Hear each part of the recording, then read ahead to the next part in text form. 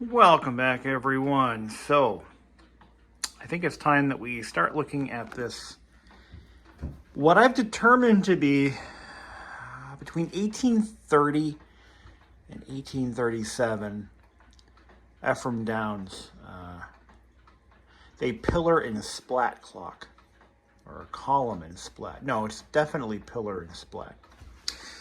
Stenciled. So in my first video, we kind of did an initial, just an initial walk around, if you will, of this unit. Kind of see what it's made of. Do some research. And these clocks were very popular, this style of case, during the 1830s. The pillar and splat replaced the column and scroll. Or it might have pillar and column reversed, either way. This is the original finish. No. Most of it is the original finish. This has definitely, maybe not even definitely, but it is likely to have been stripped and redone. The columns are original. That much I know. Whoever did the work, it wasn't some amateur like me. It was somebody who knew what they were doing, if in fact it was refinished. After nearly 200 years, it is unlikely that it hasn't been done. We determined that the mirror tablet has definitely been replaced a long time ago, but it's been replaced. You can tell by this paper. This paper is very yellowed. So this has got some age. It probably was done, in the 70s, maybe in the 60s. Who knows? But it's not original. This originally would have been glazed in, like the upper tablet with glazing compound. You can see where the old stuff was chiseled out, and it was held in with furring strips. I'm not going to change this. I'm not touching it. Although I am curious as to what's on the reverse side of this cardboard. As far as the clock, it is running-ish, but it stops right around the between the 9 and the 10, the minute hand, at about the on the hour, not on the hour, 10 minutes till the hour, it stops when it's humid. So if I run the ACs or put a dehumidifier in the house, it might actually run for several hours, but it stops at the same point every single time. And it just happens to be where the hourly chime is triggered. It's triggering about 7 minutes too soon, so that's going to need adjustments. What I want to do is we'll take an initial look at the mechanism. I want to take it apart, see what makes it tick. Pun intended. I just needed to run it down as much as I could because I just wanted to make sure that I know what I'm looking for, and I know what we need to do here. So we're going to pull the weights off. Pull the pendulum. Whether this is original or not, it's hard to say, but it's missing. I think there's supposed to be a threaded, like a nut on the end of this pendulum. I might have to find one of those. I mean, it seems to be it seems to stay in position just fine, but yeah. All right. So let's get this thing down. I'm going to get it on the table, clean the table off, and we're going to take a look at it. I've got to get some pictures and whatnot of the internals and see what we're going to have to do here. Got a couple of pins. Looks like this looks like a homemade one out of a nail. Yeah, somebody just cut the nail. Get the weights off here. Okay, so we've got the unit not completely apart, but we're going to take the pendulum out, or the pendulum rod. It should just come right, oh, it's got to come through the top like this. So I've done a little bit of homework on, I have never worked on a wood clock before. My experience on woodworks is nil. So there's a lot of things, if you're new to wood clocks like I am, some things to consider. These clocks don't require the same, and this surprised me, they don't require the same amount of maintenance as a brass clock like that one up there. They're very different. You don't oil these. These do not get oiled at all. In fact, oiling a clock like this, except for a few important parts, can be detrimental, because what it will do is it will actually cause the wood to swell, and it's just not necessary. Now, even dry lubricants like graphite can contaminate the plates. Now the plates on a wood clock are obviously made of oak, right here. So you don't want to start getting the oiler out and no. This is not. That's not what you do. Of course, I was surprised by that because it just seems so counterintuitive. Let's get these, pull these pins. Now, what I don't know. Okay, yeah, I think I pulled them pull them inside like this to unlock them. There we go. Let me get the other one. I'm gonna put the phone down. So I don't know when this clock was last worked on. I assume it's been quite a while, but I'm seeing some evidence of a few repairs. Now these gears are made out of cherry, and I see some modern day white glue on this pinion right here. So that pinion may have been repaired at some point. There are no missing teeth, which is shocking to me. So it's possible that, now, if you didn't realize that a wooden clock is going to have a propensity to lose teeth. They can break off as the wood ages. But cherry is a nice, tough wood that they used to use on these, and it seems to hold up pretty well, seemingly. I mean, just look at the craftsmanship here. It's just incredible to me. All of these wooden parts were turned on a water-powered lathe. Just think about that for a second. Water power made this clock, and good old-fashioned Connecticut craftsmanship. These pegs were all made by water power. This one looks like it might have fallen off at some point, and they glued it in place. So yeah, there are some evidence. This has been repaired. But all the bushings, they're all there. They're all intact. So this has,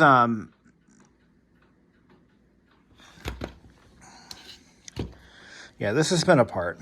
Now, the string, oops, don't want to bend that up any more than it already is. The string here, these need to be replaced because these are very old, and they're probably cotton. I think the original was catgut, actually. Could be wrong about that. I don't suspect this to be, there's no way these are 200 years old. The hooks maybe, yes, but not the string itself.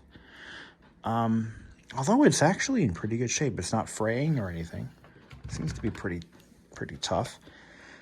Here's the clapper. We got to figure out where the triggering mechanism is. Wow, even the ratchets are made of wood. Guys, this is the real deal. They just don't make anything like this anymore. So what I need to do is I need to do a quick... I gotta get some photos here. Let me get some photos. So, like I said, we need to determine where the clock is binding up. So I'm going to take the... So we're going to take the verge off. It's just held in by this spring clip. Now, one thing you got to watch out for, and this happened to me on that clock right there. At some point, this guy came undone, and out of the way, and it allowed the verge to fall off. Now, when that happens, the escapement wheel will just run. Not a good time. Okay.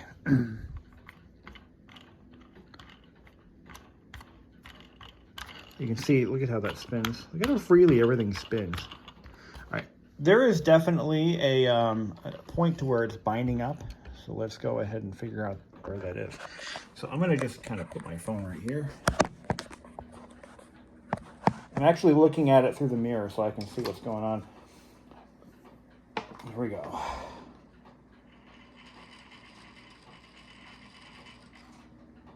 Yeah, it's binding up right where it's trying to engage.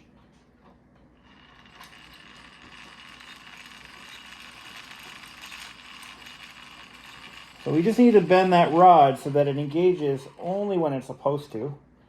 Just what I suspected. But it spins pretty freely.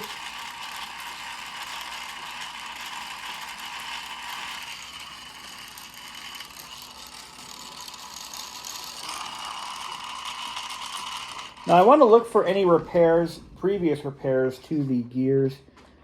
If this one doesn't have any broken teeth or never had any repairs, that would be pretty unusual. Am I going the right way? Yeah, I am. Okay. I just see that one, yeah, somebody glued that pinion on for some reason.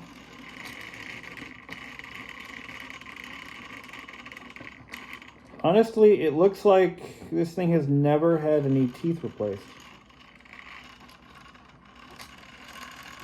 If they were done very well. I think I know what I need. Yeah, it spins pretty good.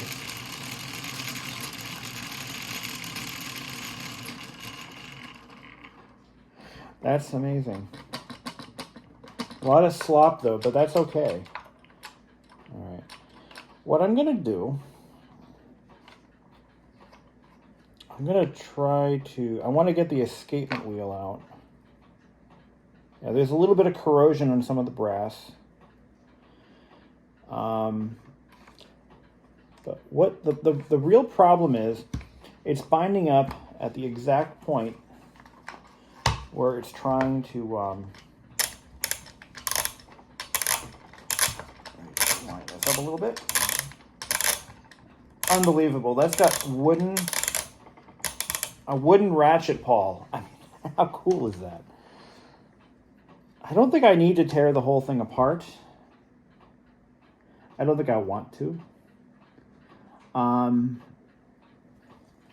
kind of want to leave well enough alone. It's not really dirty. What I'm going to do is any brass bushings, which there are none, they're all wood. And yeah, okay. This thing is in incredible condition, though. I mean, all those hand-cut, hand-forged nails. I mean, it's just crazy to me. Somebody 190 years ago put this together by hand, and it still works. It just doesn't. It boggles my mind. 190 years old, this thing still kind of works. And it's just a matter of getting the getting some adjustments done, which we can do pretty easily. I don't think I'm going to take it apart. I think I'm going to leave well enough alone. I'm going to try to polish some of this brass with a Q-tip and some Brasso. Whether that's the right thing to do or not, I'm not really sure at this point, but that's okay. So let's get the hands back on there. Okay. And I'm going to get it to chime at the right point here. Okay. Right there. Okay, let me just keep track of that. So right there is the hour. So we've got to, I'm going to put the minute hand back on here. And we're going to make some of those necessary adjustments to the trigger, the chime trigger. And then once I do that, I think what I'll do, yeah, I want to take it apart, but I don't. Yeah, kind of stuck in the middle there. If this were a brass clock, we would have to. One of the pegs just fell out, so it's coaxing me to... Now, is this a real peg? Yeah, this is the real deal. I suspect one of these was replaced maybe with a Q-tip. Because why not? Just push that back in there. Okay.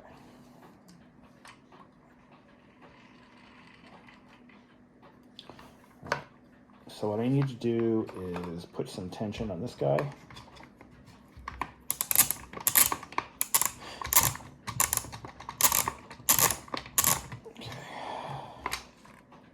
I should get myself one of those, or make a clock mechanism stand. But I can just do this on the edge of the table here. So put a little bit of tension on that. Okay, so that's locked.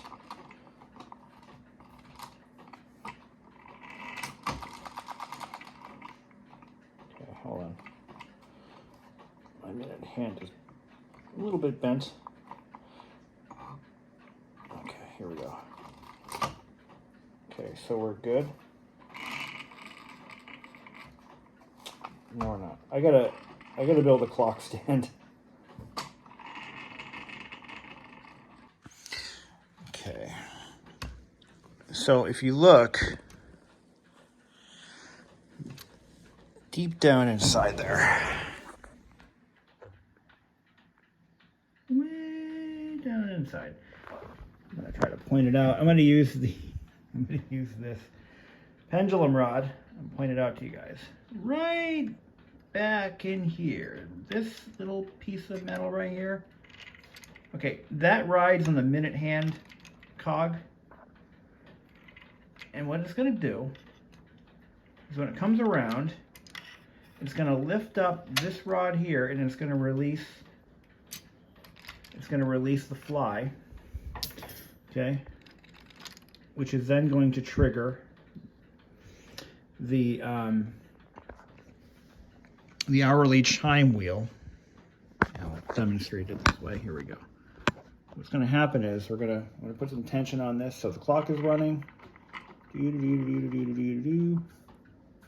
going to get stuck on the table. Okay. All right.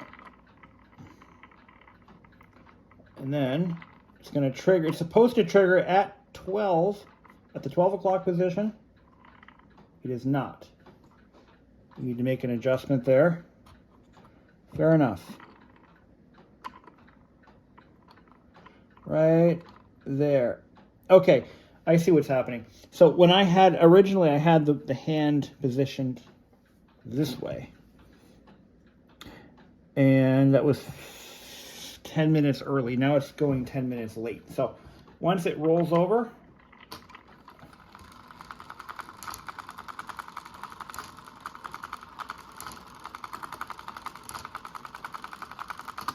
there we go. So that's it. We just need to make an adjustment to the position, which I've had to do before on that guy, of that trigger.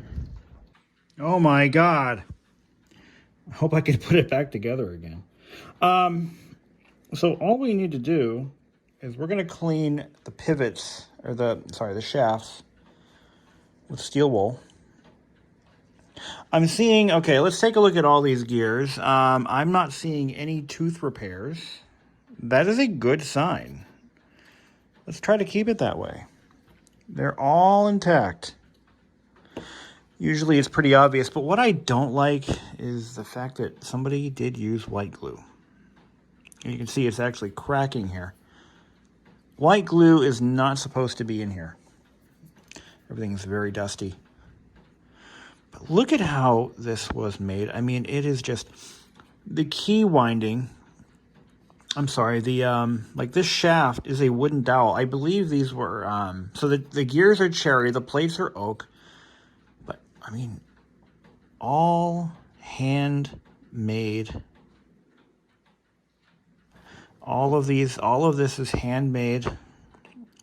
It looks like it might be a crack in the gear, but it is not. Oh, man.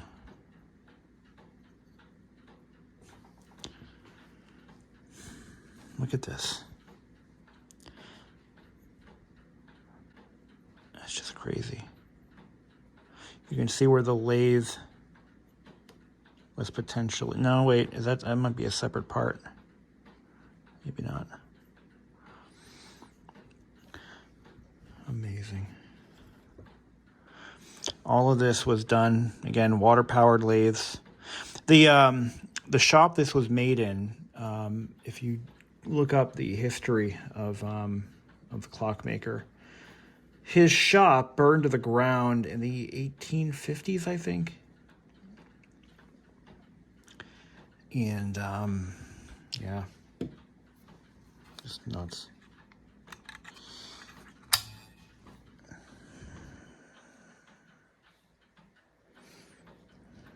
Wow, it's just amazing, the craftsmanship that went into this clock. Well, here's our fly. This is supposed to slip, and it does. Yep, it's supposed to ride in a groove. Yep. Again, no broken teeth.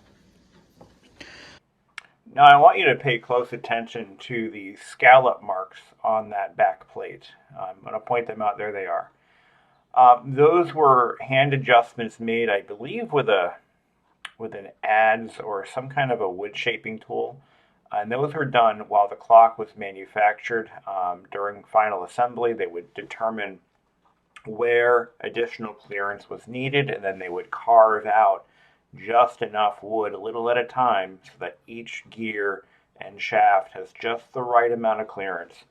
The brass clocks they did a very similar process, which is why they use such a soft brass so they could actually make those little adjustments. So that's how they did it. I guess the only thing I can do now is let's just start cleaning things up. Again, steel wool WD-40 on all of the pivots so that they spin freely in the wood plates. No lubrication, no oil, no graphite. And I'm going to try to use my pictures to go back and put it together again. I'm going to grab a toothbrush and I'm going to clean the teeth very gently. I think that's all I need to do. Okay. Okay, I found some wear, and it's a lot of wear. I could probably let it go for a little bit, but eventually I will have to fix this. There's a lot of wear to this shaft. You can clearly see where the wood has actually eaten through the steel. I'm going to have to deal with it one way or another. I'm just afraid that if I pull this out, it's going to take the whole gear with it. I don't know if this shaft goes all the way through or not, or if it's just a tailpiece that kind of goes in part way. Well, I'm going to put it back together the way it is because I don't have another one, so we'll just have to confront that when the time comes, I guess. I have no other choice. Okay, I found one repaired tooth right there. Whoever did the work I think they did a bang-up job. I mean, it's held up all these years. And I found one tooth that probably should be repaired. And I don't think it impedes the function of the clock, but we're missing the tip of this tooth right here. And I looked around, I don't see it anywhere, otherwise I would have put it back. But we've got everything cleaned up and ready to go.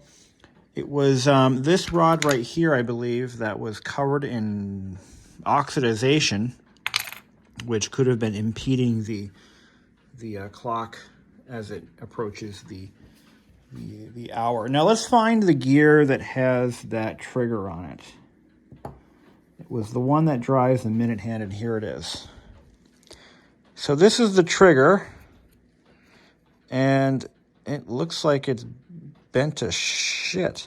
So that pin is supposed to be in line with the minute hand, and that is what triggers the hourly strike. What we don't know is why it was bent over like this, but it shouldn't be bent like this at all. In fact, I should have straightened it out while I had it in my hand, but I didn't do that, and, well, it created a hairy situation later on during reassembly. But that is supposed to be in line with the hand. I'm going to try to adjust that.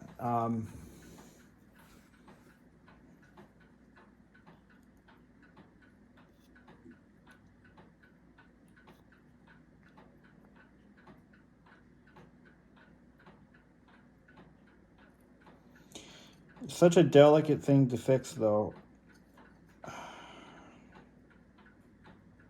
You can easily really screw up colossally but we'll persevere. Yeah, that doesn't look right to me. Okay.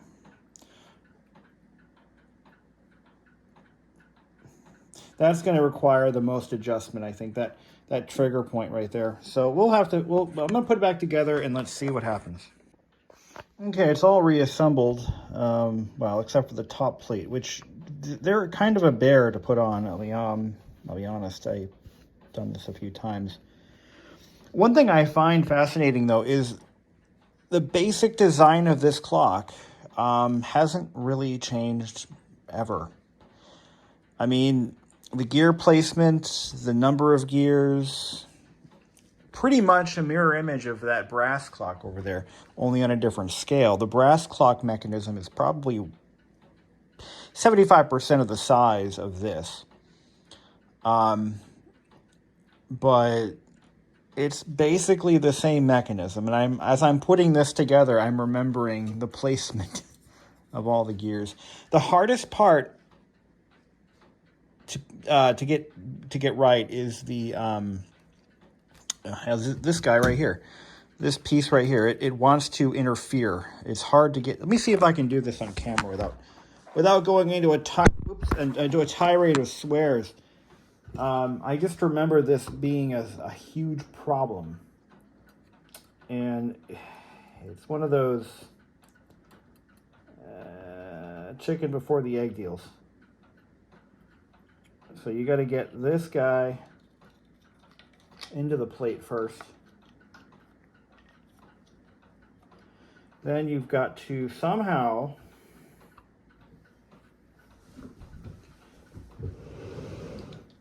it's a bitch.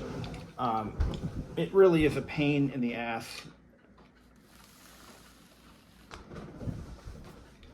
Colossal pain in the ass to put this together without screwing it up.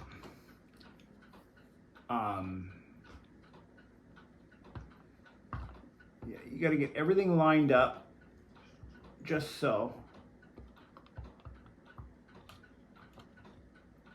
So that's got to be in first.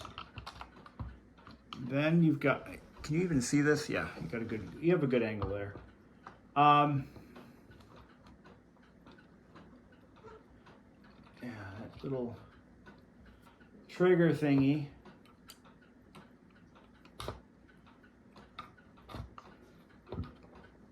It has to go inside and under, over and above everything else. God damn.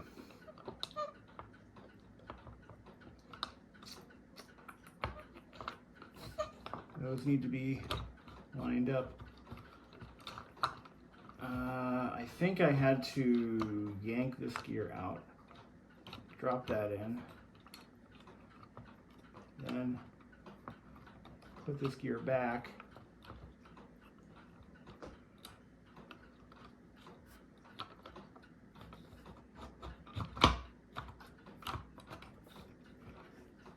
The escapement wheel has to be put in too.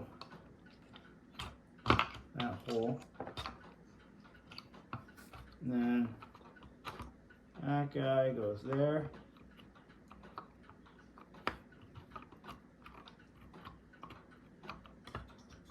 And this one back here. what I didn't show in this video was the wiggle test. The wiggle test is how you determine whether or not a clock mechanism needs to be rebushed. And I didn't do this because I'm not rebushing this clock. I have no plans of doing this, going that far into it. None whatsoever. I don't want to. I don't need to. I'm not going to.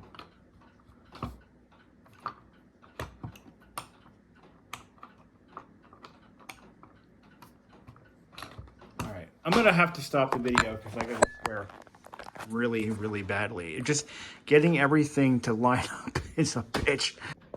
That really was painful. You kind of have to start in one spot and then kind of work your way down, one pivot at a time.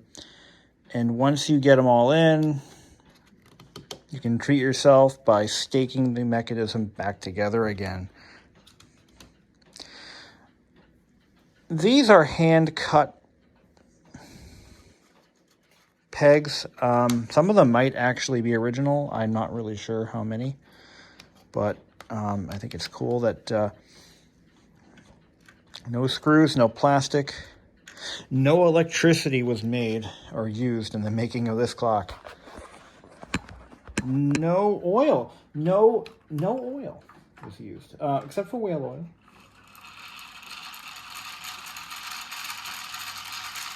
Checking out the escapement, making sure that all rolls free.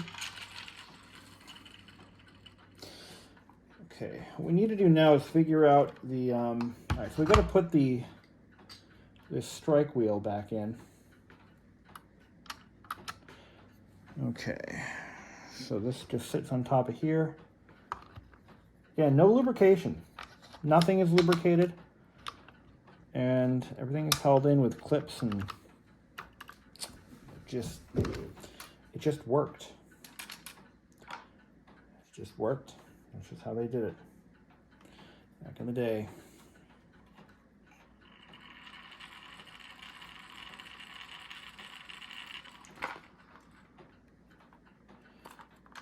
Okay. All right, let's see if we can get the clapper to work. Yeah, okay, so we probably screwed something up because that's not working. That seems to be, there we go. Something's not aligned right. That's usually the way though, right?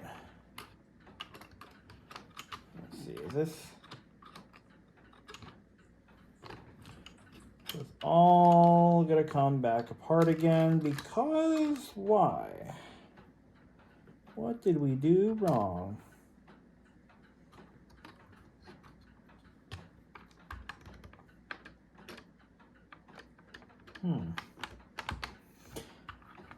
Yeah, this, okay.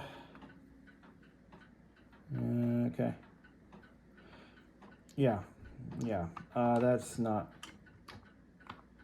in the right spot. Okay, well, let's see what we can do about that. It just means it all has to come back apart again. Maybe not. Maybe if I just pull these pins here, I can just take out that one piece. Okay, so it took me a little bit of figuring, but this component, or this mechanism, does have a timing component, or part of it has to be timed. This little pinion, not a pinion, this little trigger nub, metal piece of wire sticking out of there, when this is at the end of its striking period, when the chime is at the end of its striking period, this rod sinks deeper, and that is supposed to stop our fly. Now, for that to work, this little piton right here has to be positioned just above that stop lever right there. See that flat piece? Zoom in a little bit. That little flat piece right there that I'm pointing at with my brain. see if I can. Okay. Right there. This guy. To do that, you have to, I have to take it out of mesh and rotate that wheel, which means I have to, you guessed it, take it apart again. We've got to get it out of mesh and rotate it. How the hell are we going to do that without ruining the world? It's going to be a bit of a hassle, but we have to do it. Somebody's got to do it. Might as well be me. We'll figure it out. Because as of right now, it'll just chime until it runs out of weight. That's it. It'll just keep going and going and going and going. So let's fix it.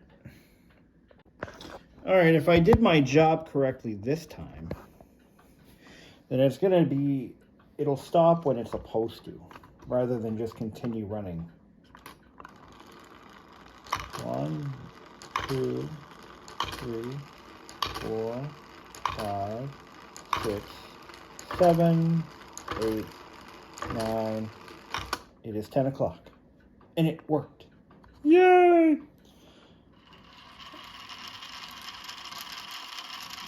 Now that's the other thing. We got to get the trigger point correct.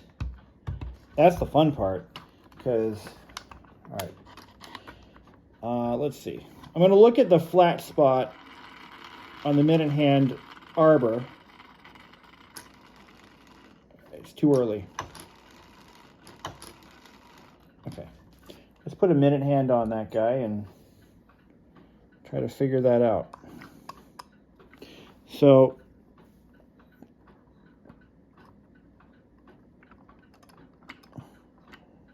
no, I'm going to need to put the spacer. Also, those pins can be shortened so they don't look like ass. All right, here we go. Let it run its cycle.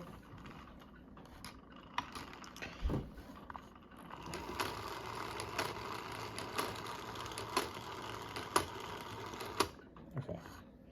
Now let's see where she triggers. Oh, the pin fell out. There we go. There.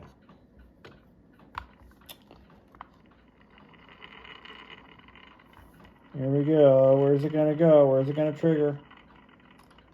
It gets ready and it fires right there. So, all right. I think what I'm going to do... Oh, yeah, we're back to square one, aren't we? Ha! I got to go down there and I've got to twist that... I'm going to twist that pin down in there so that it fires a little bit later. But I need something longer than this to get down in there. So let me give you a little bit of a trick that I figured out. Somebody messed with this clock long ago, and I don't know why they did what they did, but this pin was bent way over, and it shouldn't have been. So I was able, and this is a very risky, what I did I won't even show on camera because it was probably not the right thing to do. And I won't show it because I'm too embarrassed. At least I'm honest. I'll tell you what I did, because maybe I should. I'm going to show you the wrong way. I grabbed these right here. I grabbed that pin. Then I grabbed the minute hand, and I very slowly tweak until they lined up almost perfectly. That is what I did. Okay. Now, you see how the pin goes in crossways like that? That's how it's supposed to go. And I think what happened is just kidding.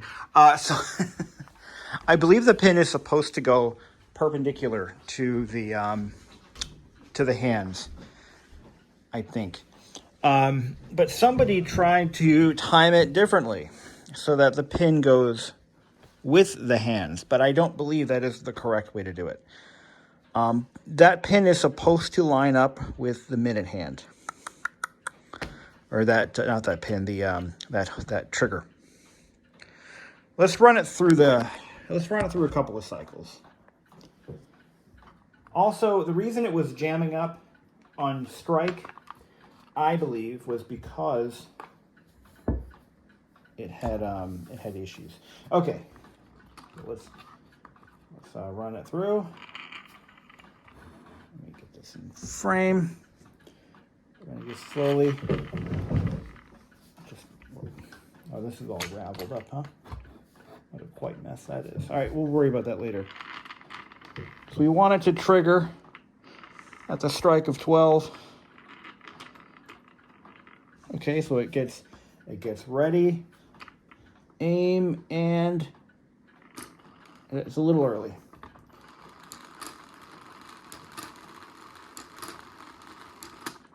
Okay, it's 4 o'clock.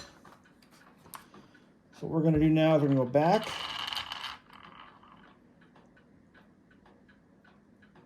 So if it's early, it looks like we're going to just have to straighten that pin out to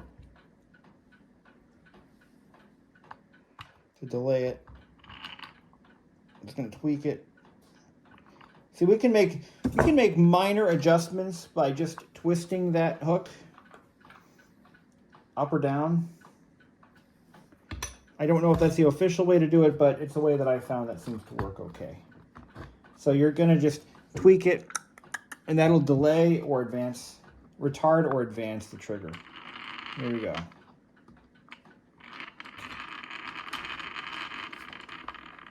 So I'm notching it from this side here. Engages, blink, and it's supposed to let it go at the 12 o'clock mark. Here we go. I think that's good enough.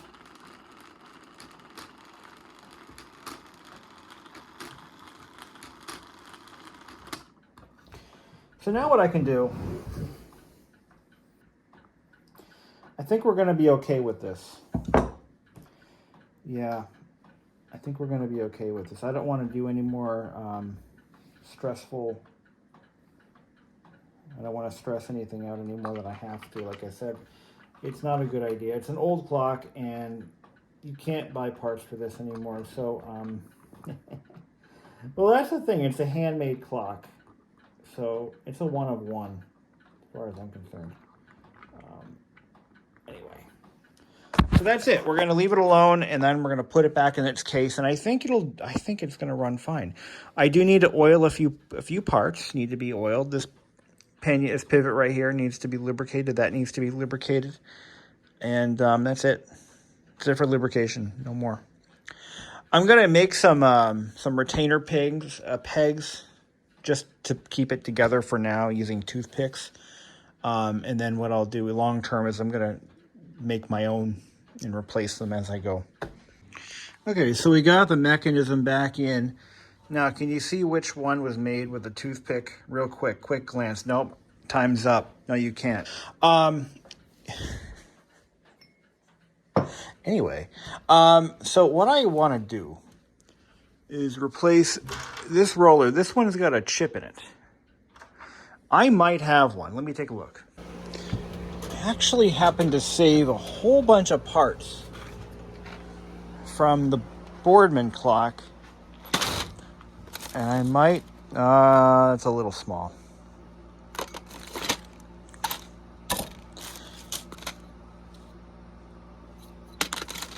Yeah, none of these parts are appropriate. I got 2 of them and they're both the wrong size. Yeah, the ones on that clock are much bigger. I'll show you. Yeah, I mean, it'll work, but no. We're going to stick with what was there. Oh, I gotta run the chime. I gotta get some rope. Yeah.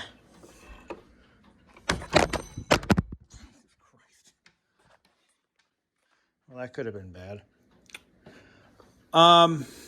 So we'll just Now, wooden caps on top of these was a thing. I believe these right here are to hold down the wooden covers that would have been here, that are now missing. That's what I'm thinking. It's possible. It may not be true, but I think that there's supposed to be wooden caps up there to keep the dust out. If you look on top of this one over here, you can clearly see them. Those are factory original. And those are to keep dust out of the clockworks. So what I'm going to do is I'm going to let out some rope, some string. I'm going to replace these. This isn't done. We're not done here. This isn't finished. I have to go back and do some revision work. We're going to replace the cords at a later date. Another thing I want to point out is there's holes in the back where somebody hung this on a wall. That's a bad idea. They're not wall clocks. They never were. So don't do that.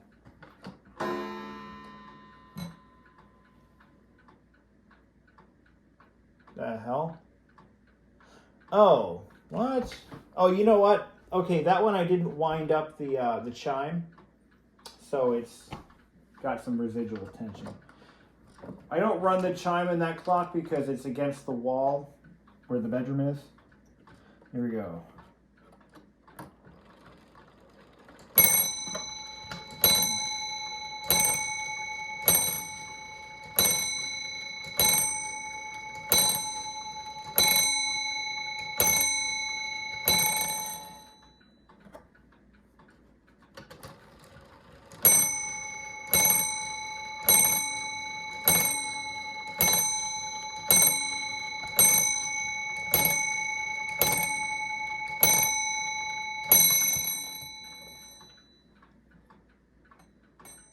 You can adjust the intensity of the chime if it's too loud or too soft, just by bending the clapper rod, which I had intended to do, I just haven't done. All right, let's put some weights in there and see what happens. Now this is unfortunate. Somebody put duct tape on these cast iron weights. This is not a matching set, but this is really unfortunate, but I don't have a matching set of cast iron weights. And somebody put duct tape on this one. These don't match. That's all right. It's not like it's a huge deal. They're not original. One of them might be. It's really hard to tell. But yeah, somebody put duct tape on that, and they shouldn't have done that. All right, let's see.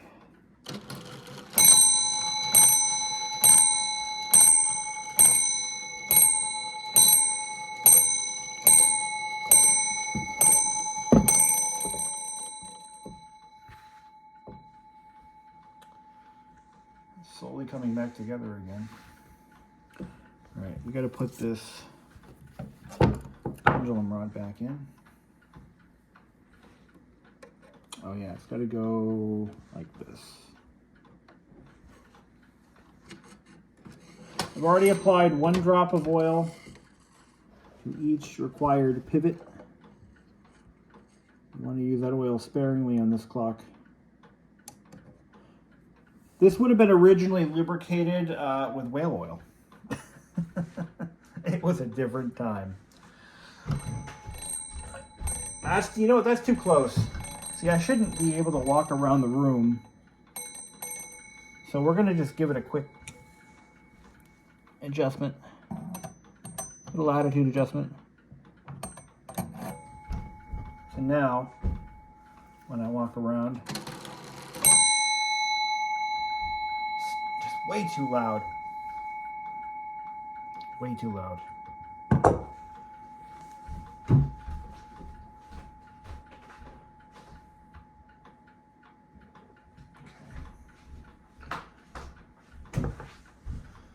See if she can tick on her own. What's maddening about this particular clock, though, is the fact that it doesn't have any window so you can see the pendulum. Pendulum.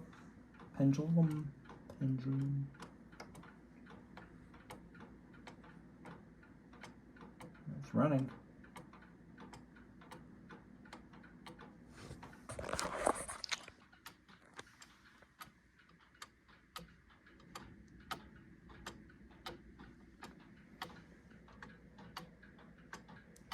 You want to listen for the cadence. You want it to tick. You want the ticks to be the same length as the tocks. You don't want it to be tick, tock, tick, tock, tick, tock, tick. It has to be tick, tock, tick, tock, tick. And the way you fix that is by simply adjusting this rod right here. It looks like it wants to run. So why don't we go ahead and put it back together, put it back in its spot, and we'll see what happens.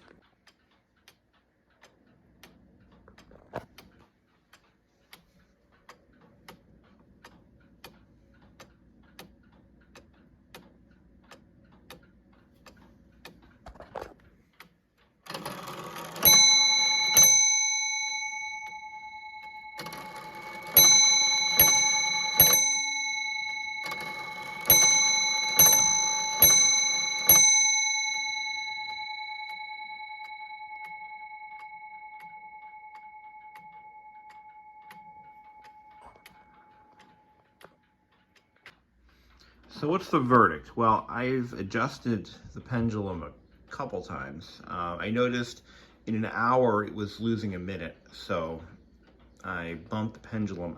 That's substantial. So I bumped the pendulum up just a tad, maybe about half an inch actually. That's more than a tad. And we're now losing 5 minutes in a couple hours. So what does that mean? Well, we're still not out of the woods yet.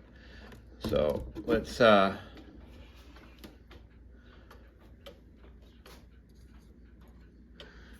make our necessary adjustments. I'm gonna just probably put that up just a little bit more, not as much as last time.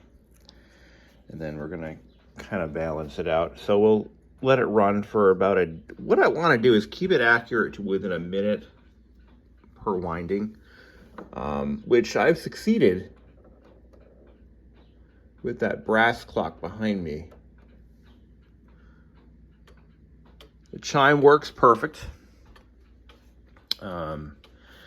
One of the things I did, and I didn't mention this in the video when I was tearing the clock apart, was when I took the fly out, I actually put a little more tension on the spring because they tend to get loose and they'll chime unevenly as the arbor spins within the fly itself, because it's just a tension spring in there to keep it from.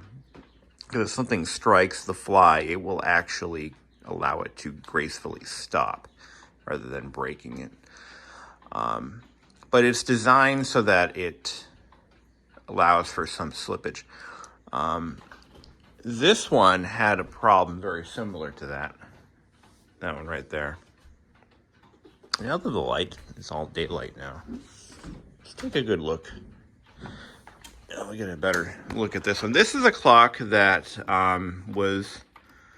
it should have been thrown away. I mean, let's be honest, this clock was rough, really rough. In fact, the faceplate or the dial I haven't even restored because I wanted to leave it, original.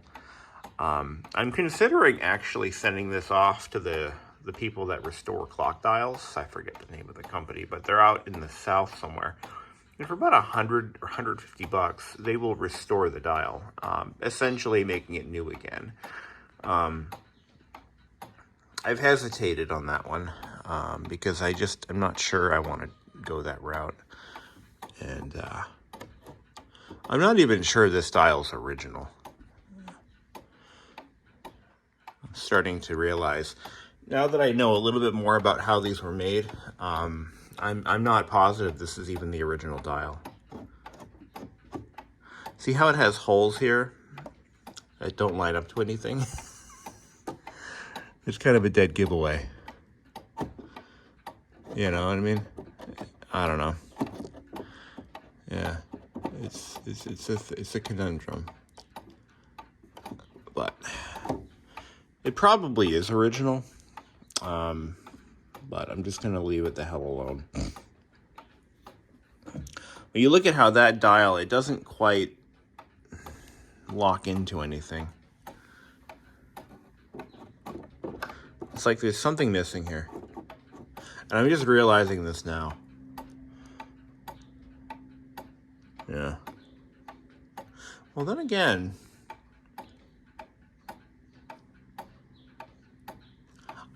I actually replaced, I think I replaced these. You know what? I did. That's why.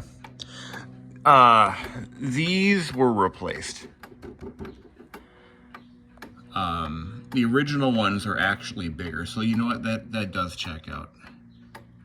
I just remembered that. Yeah. Because these were, the original ones on this clock were broken. And I actually have an original one downstairs. I saved one of them in case I decided to put it back. So this clock was repaired with parts from another Chauncey Boardman clock. And I saved a whole bunch of those. But yeah, the supports for the movement, the ones that were originally on the clock were, they were split, like they were cracked and just badly damaged. So I grabbed them from another Chauncey Boardman clock from about the same period. So let's take a look at those. Okay, I lied. I thought I had at least one of them. I have this. No, I guess not. I guess I don't have that. I thought I did. But that's why those holes don't line up with anything, because somebody at some point put screws into the dial, and you're not supposed to do that.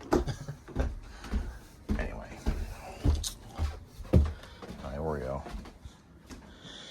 But yeah, it's all fun and games, and until somebody lets go of a mainspring and gears go flying. But yeah, this clock really was a piece of junk, and it was my first ever clock project, and to be honest, I'm pretty happy with how it came out. I should probably wind it up. This is the original style key, but it's not the original key. See, everything on this clock is just worn out and loose. It's like your mom.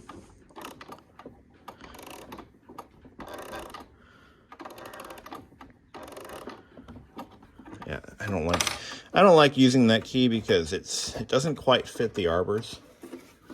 So I have another key for this clock. Where the hell is it? Oh, oop, oop. I'm not winding the chime on this one because we don't need it. So, all right. I'm gonna just commence winding. But yeah, this thing is janky as all get up.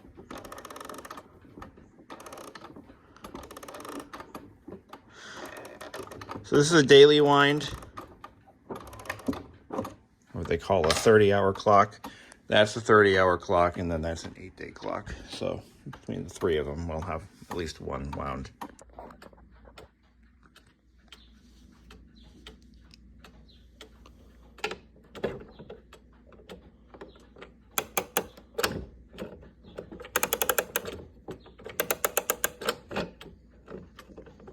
See,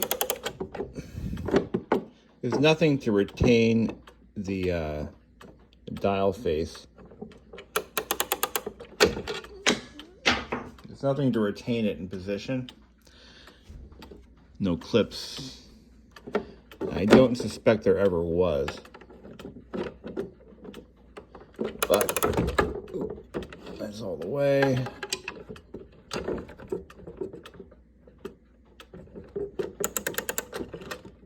You got to remember which way these go because they go in opposite directions.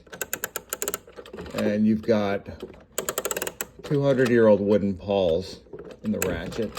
So you don't want to be the guy to, you know, to fuck that up. So you don't be. Now, yeah. Oops. There we go.